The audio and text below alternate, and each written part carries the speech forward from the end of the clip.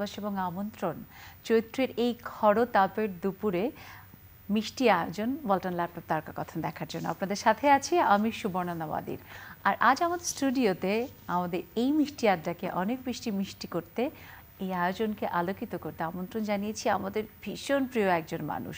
তিনি একাধারে শিল্পী, বাংলাদেশের ভীষণ জনপ্রিয় একজন তারকা, আমাদের সবার প্রিয় দ্য ভেরি গর্জিয়াস আঁখি আলমগীর। আপু অনেক শুভেচ্ছা। তোমাকে অনেক শুভেচ্ছা, অনেক ধন্যবাদ। যখন আপনাকে পাই, যখন দেখি, খুব মনটা ভীষণভাবে আনন্দে ভরে ওঠে। একটা আলাদা রকমের ভালোবাসা, ভালো লাগা অনুভব করি। সেটা আমারও হয় তোমাকে পেলে যে আচ্ছা আজকে আড্ডাটা খুব ভালো হবে। সত্যি তাই। আড্ডার শুরুতেই একটু জানতে চাই যে লায়লা লায়লা শব্দটার মধ্যে কেমন যেন একটা জাদুকরি ব্যাপার আছে, আর সেটা যখন আঁখি আলমগীরের সাথে যোগ হয়েছে আরেকটু বোধহয় বেশি রকমের সেটা আনন্দময় হয়ে গেছে। একটু শুনতে চাই লায়লা সম্পর্কে। লায়লা আমার একদম most recent release music video, Dhruba music station থেকে রিলিজ হয়েছে। গানটার সুরকার অম্লান, গীতিকার প্রসেন, আর মিউজিক ভিডিও হয়েছে টিভিওয়ালা মিডিয়া থেকে। সবই আমাদের ওপার বাংলার, বাট অবশ্যই আমাদের এখানেরই প্রোডাকশন এবং আমাদের এখানেই রিলিজ হয়েছে।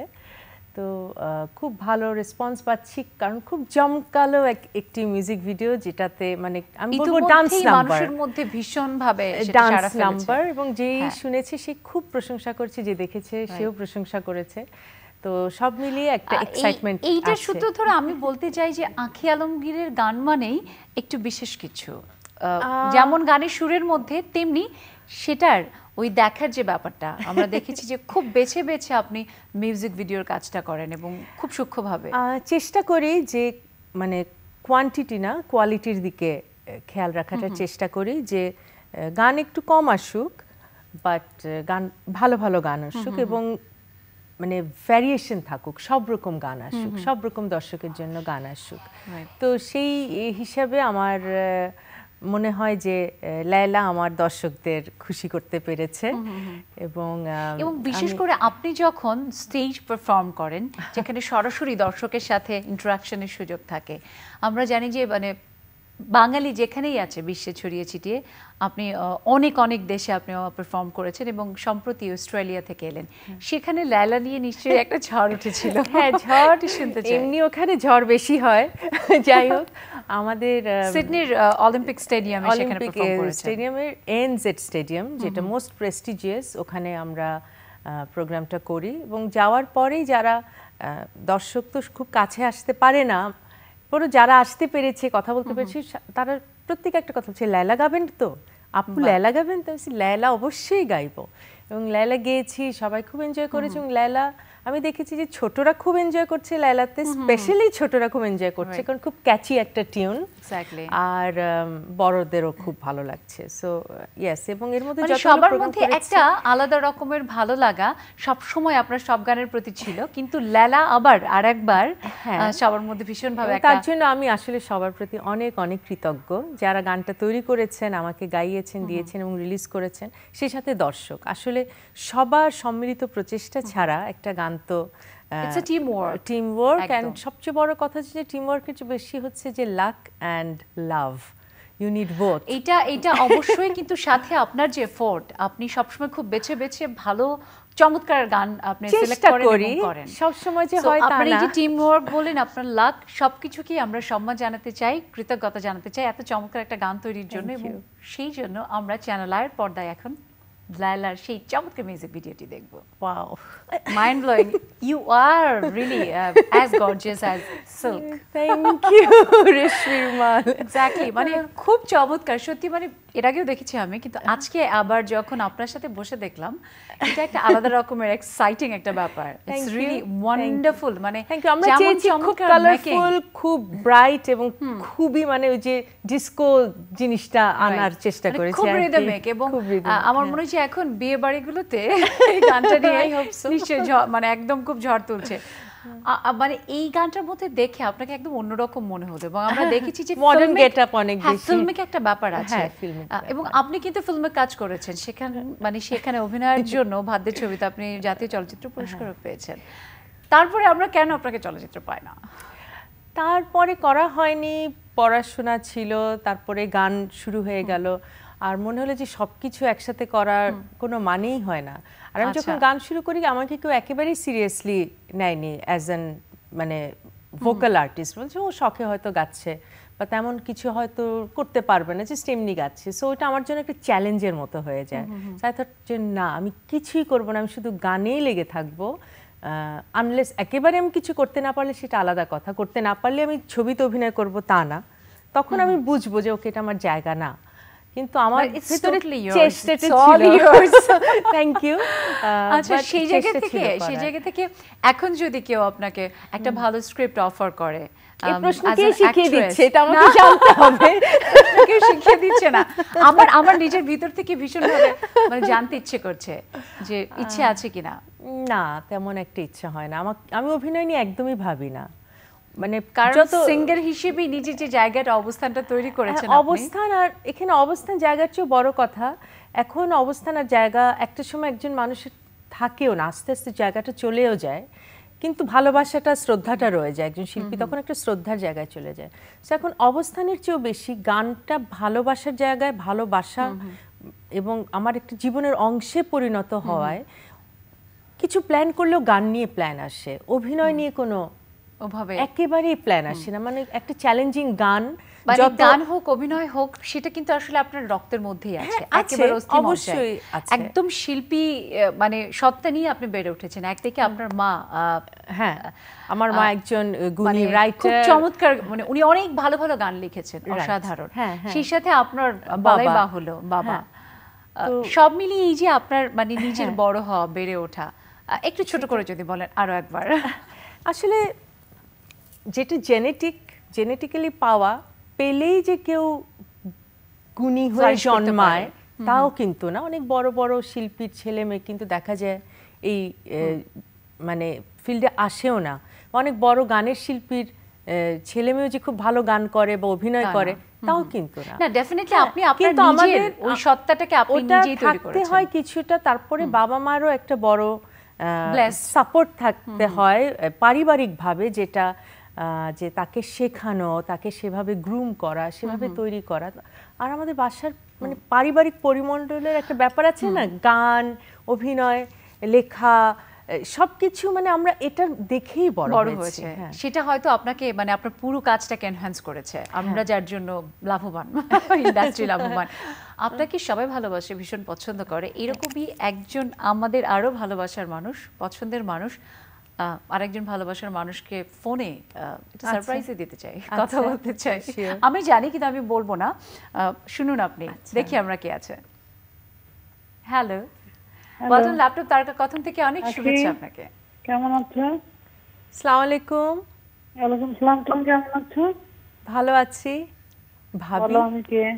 কণা ভাবি, তাই না? একেবারে এক্স্যাক্টলি।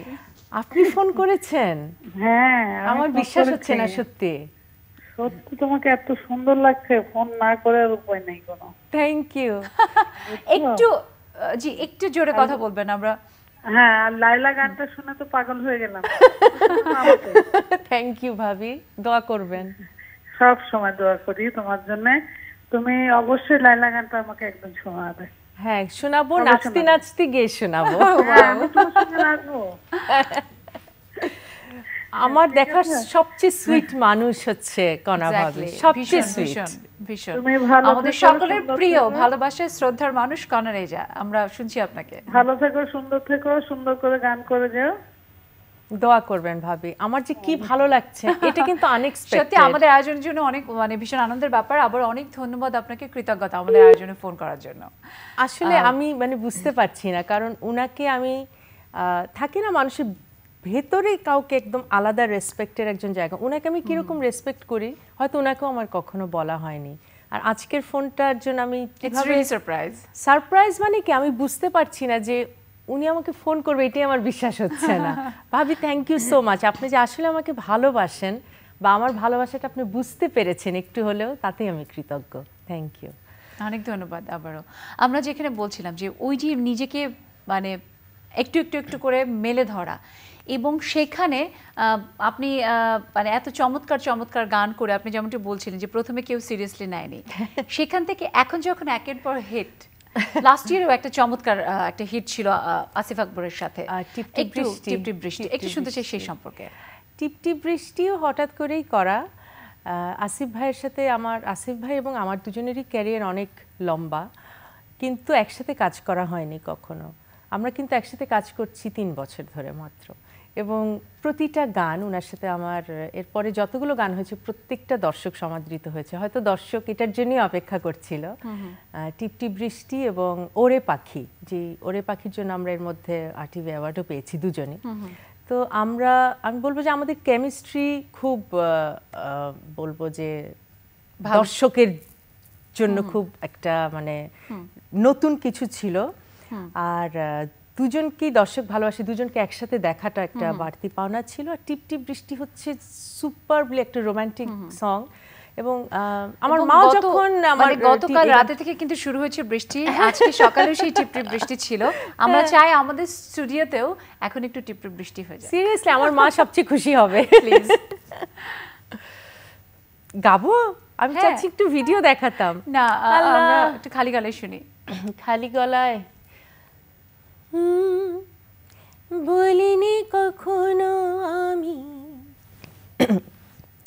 মুখে তোমায় আমার, আমি সে তো শুধুই তোমার মনেরই আয়নায় হাজারো বায়নায় তোমাকে খুব কাছে চাই।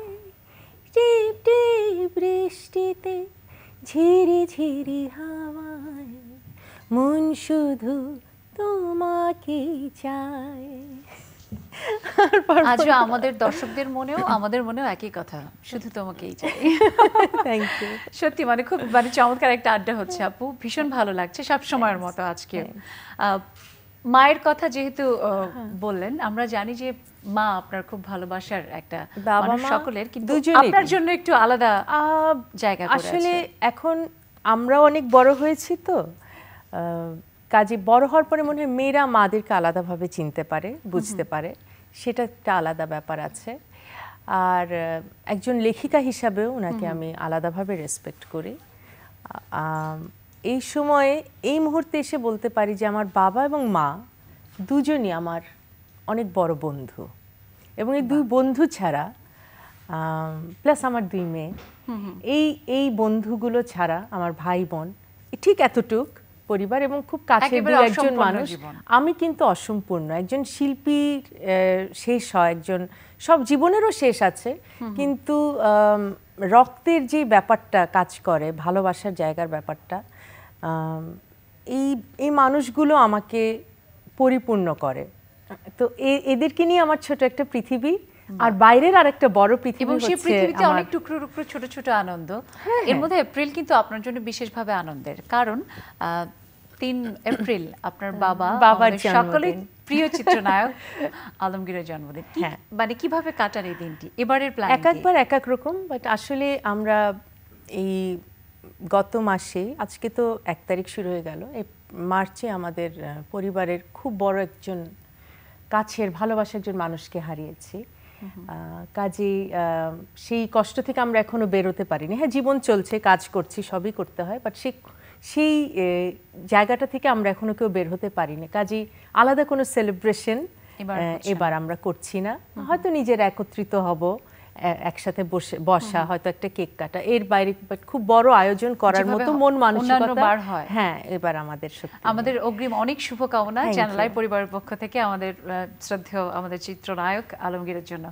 আমরা জানি একই সাথে এই মাসে কিন্তু পয়লা বৈশাখ, বাঙালির মানে প্রাণের, সারা বছর আমরা অপেক্ষা করি, সবাই অপেক্ষা করে, এবং অনেক প্রোগ্রাম থাকে আপনার দেশে দেশের বাইরে।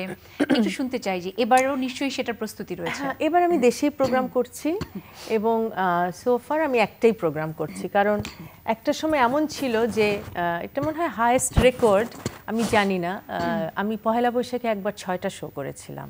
বাহ, একই দিনে। আবার এমনও করেছি, গতবার আমি দুপুরের শো পাবনায় করেছি, সন্ধ্যার শো এয়ারফোর্সে করেছি ঢাকায়। কিভাবে করেছি আমি তোমাকে বলতে পারবো না, বাট এই যে মেন্টাল প্রেশার, টেনশন সব কিছু মিলে আমি ঠিক করেছি না, এরকম বিশেষ দিনে যখন খুব ভিড় থাকে বা থাকে, আমি একটু রিল্যাক্স থাকবো, হাফ ডে ফ্যামিলির সাথে কাটাবো, হাফ ডে আমি কাজ করব।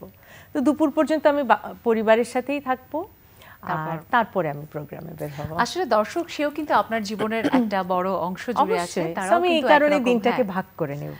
আমরা চাই যে আপনি খুব আনন্দে এবারের বৈশাখ কাটান, আমাদেরকে অনেক সুন্দর সুন্দর গান শোনান, দর্শকদের যেভাবে আপনি সবসময় মাতিয়ে রাখেন এভাবে মাতিয়ে রাখবেন। আপনার গান একেবারে শেষে চলে এসেছে, জল পরে পাতার আমি শুনতে চাই, শুনে শেষ করতে চাই আয়োজন, তবে তার আগে দর্শকদের কাছ থেকে বিদায় নিয়ে দিই। সুপ্রিয় দর্শক, এই ছিল আমাদের আজকের চমৎকার মিষ্টি একটা আড্ডা ওয়ালটন ল্যাপটপ তারকা কথনে। সবাই ভালো থাকবেন, সুস্থ সুন্দর থাকবেন। আগামীকাল হাজির হয়ে যাবো নতুন অতিথিকে সঙ্গে নিয়ে। চলুন আমরা আমাদের প্রিয় শিল্পী আঁখি আলমগীরের কাছে। আসলে গাইতে চাচ্ছিলাম না, কারণ আমার গলা শুনতে পাচ্ছে বারবার ভাঙছে, বাট স্টিল আমি সবাইকে ধন্যবাদ জানাচ্ছি তারকা কথনে আমন্ত্রণ জানানোর জন্য। চ্যানেল আয়ের প্রতি বিশেষ কৃতজ্ঞতা, আবারও কণা ভাবিকে অনেক ভালোবাসা। কবির বকুলের লেখা, শওকত আলী ইমনের সুর, জল পড়ে পাতা নড়ে। জল পড়ে পাতা নড়ে, তোমার কথা হায় হায় মনে পড়ে, সর্পদংশনে মারিয়া আমায় ওঝা হও কেমনে, নিশীথে আইসো ফুল বনে, তোমার মালকা বানো দিন গনে, নিশীথে আইসো ফুল বনে, তোমার মালকা বানো দিন গনে। Thank you.